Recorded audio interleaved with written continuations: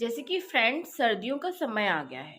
अब बहुत सी ऐसी महिलाएं होंगी जिनकी सर्दियों में डिलीवरी होने वाली है। अब अगर आप 9 मंथ में एंट्री ले चुके हो, मतलब 9 मंथ आपका लग चुका है, तो मतलब अब कभी भी आपको लेबर पेन स्टार्ट हो सकता है। हाँ जी, 9 मंथ लगते ही जैसे ही एक वीक निकल जाता है, आपका 36 वीक कंप्लीट हो जाता है, उसके बाद आपको कभी भी लेबर पेन स्टार्ट हो सकता है।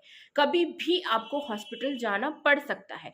अब ऐसे में आप हॉस्पिटल जाते हो, हॉस्पिटल में बहुत सारी ऐसी ज़रूरत की चीज़ें होती हैं जो आपको चाहिए होती हैं, बच्चे के लिए भी, अपने लिए भी, क्योंकि ऐसा तो है नहीं कि आप हॉस्पिटल जा रहे हो, डिलीवरी हुई तुरंत घर आ गए, ऐसा तो नहीं होता है ना। आपको हॉस्पिटल में 2 से 3 दिन तक रुकना पड़ सकता है। मतलब अगर आपकी सिजेरियन डिलीवरी हो जाती है बाय चांस तो, और अगर नॉर्मल डिलीवरी होती है तो भी आपको 24 आवर्स तो रुकना ही होता है। तो हॉस्पिटल में कुछ ऐसी ज़रूरी चीज़ें होती हैं जिनकी आपको ज़रूरत होती ही है।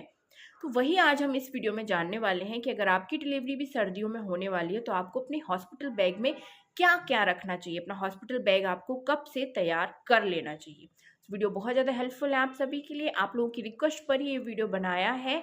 काफ़ी सारे कमेंट्स आ रहे थे, मैं बीमार ज़रूर थी लेकिन कमेंट्स पढ़ रही थी आप सबके, तो इसीलिए मैंने ये वीडियो आप सभी के लिए बनाया है। ठीक है, तो चलिए जानते हैं हम बारी बारी से कि आपको अपने हॉस्पिटल बैग में क्या क्या रखना है बच्चे के लिए, और अपनी सेल्फ जो ज़रूरत की चीज़ें होती हैं उनको क्या क्या आपको हॉस्पिटल बैग में रख लेना चाहिए, और कब से हॉस्पिटल बैग तैयार करना चाहिए।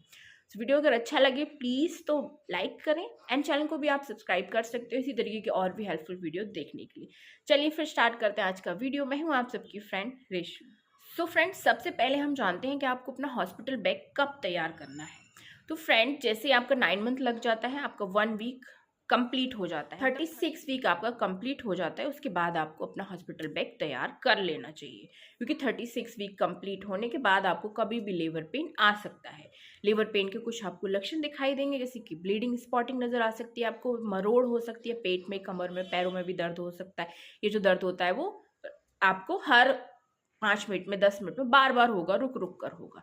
इस तरीके से ये लेबर पेन होता है। साथ ही साथ अगर कभी भी आपको लगता है कि बच्चे की मूवमेंट बंद हो गई है, बिल्कुल समझ में नहीं आ रही है, बिल्कुल शांत है सब कुछ, तो भी आप तुरंत हॉस्पिटल जाइए, क्योंकि ये भी डिलीवरी का लक्षण होता है। ऐसे में अगर ज़्यादा वेट करते हो तो रिस्क भी हो सकता है।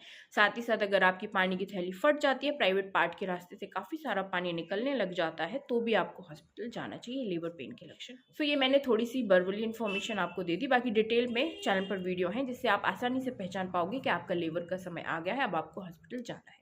अभी हम बात कर रहे हैं हॉस्पिटल बैग की। तो सबसे पहली चीज़ जो बहुत ज़्यादा ज़रूरी है वो आपको अपने हॉस्पिटल बैग में रखना है आपके पूरे प्रेगनेंसी रिकॉर्ड जो भी थे, आपने डॉक्टर से ट्रीटमेंट लिया, आपने जितने भी टेस्ट कराए, अल्ट्रासाउंड कराए, सब कुछ, पूरी प्रेगनेंसी की जो आपने फाइल बनाई होगी, नहीं बनाई है तो बना लीजिए, एक फ़ाइल लीजिए, उसमें सारे डॉक्यूमेंट्स अपने कलेक्ट कर लीजिए प्रेगनेंसी के, उसको अपने सबसे पहले हॉस्पिटल बैग में रख लीजिए। इसके बाद दूसरी चीज़ है आपका, जैसे कि इंश्योरेंस वगैरह है, आपने हेल्थ इंश्योरेंस वगैरह ले रखा है, तो आप उसके जो डॉक्यूमेंट्स वगैरह हैं उनको भी कैरी कर सकते हो, काम आएंगे बहुत ज़्यादा। ठीक है, इसके बाद आपके कुछ ज़रूरत का सामान, जैसे कि साबुन, लोशन वगैरह, ठंड का टाइम आ गया तो थोड़ा लोशन रख लीजिए, थोड़ा सा बॉटल में छोटी कलेक्ट करके आप ले जा सकते हो, कॉम ले जा सकते हो, हैंड वॉश वगैरह ले जा सकते हो, वहाँ पे टॉयलेट यूज़ करोगे आप, करना ही पड़ता है। स्लीपर रख लीजिए अपने लिए, और सर्दियों का टाइम है तो अभी अच्छे तरीके से आपको अपनी केयर करनी पड़ेगी डिलीवरी के जस्ट बाद ही,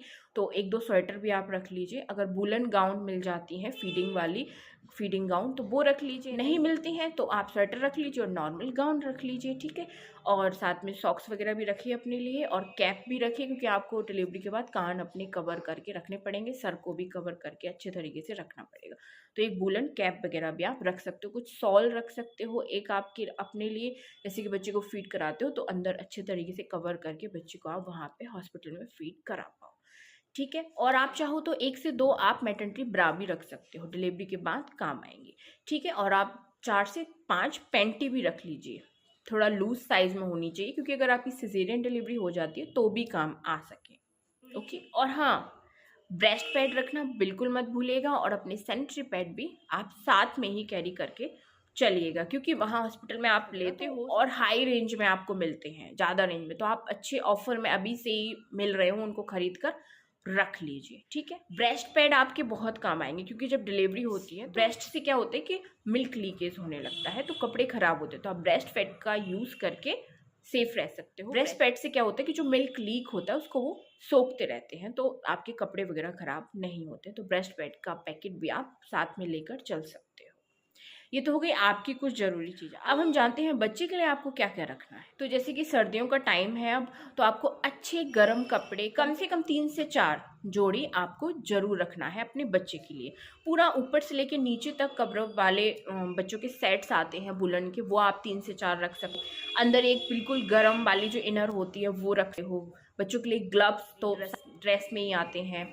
सॉक्स आप रख लीजिए। कैप 1-2 ज़रूर रख लीजिए बच्चे के लिए, क्योंकि बाहर की हवा कानों में नहीं लगनी चाहिए। सर भी कवर, तो कैप से ही दोनों काम हो जाते हैं, ठीक है। तो 1-2 वुलन कैप भी आप बच्चे के लिए रख सकते हो। अब जैसे कि सर्दियों का टाइम है तो बार बार आप नैपकिन जो होती हैं, लंगोटी जिनको बोला जाता है, कॉटन नैपी, उनका तो इस्तेमाल करोगे नहीं, क्योंकि सर्दियां हैं तो बच्चे को ठंड लग सकती है, उससे गीला हो जाता है बच्चा, और ज़्यादा टाइम तक अगर रहता है तो ठंड लग सकती है। तो इसीलिए इस टाइम आप कोशिश करें वो नैपी वगैरह यूज़ ना करें, आप डायपर यूज़ करें। तो एक अच्छी क्वालिटी का पैम्पर्स डायपर है, या जो भी आपको अच्छा लगता हो, वैसे पैम्पर्स बेस्ट होता है। तो आप पैम्पर्स के जो लॉक डायपर होते हैं, पैंट स्टाइल नहीं, जो लॉक वाले होते हैं, लॉक लग जाता है, वो वाले डायपर आप लेकर रख लीजिए, ठीक है। एक पैकेट काफ़ी है अगर बड़ा वाला ले रहे हो 30, ठीक है, ये भी आप ज़रूर रखिए। और हाँ, वेट वाइप्स भी आप ज़रूर रख लीजिए, जैसे बच्चे की पॉटी वगैरह क्लीन करनी होती है ना। अब इतने छोटे बच्चे को तो आप धुलाने तो ले नहीं जा सकते हॉस्पिटल में, तो वेट वाइप बहुत ज़्यादा काम आते हैं। जैसे फीडिंग करता है तो माउथ वगैरह फेस क्लीन करने के लिए बहुत काम।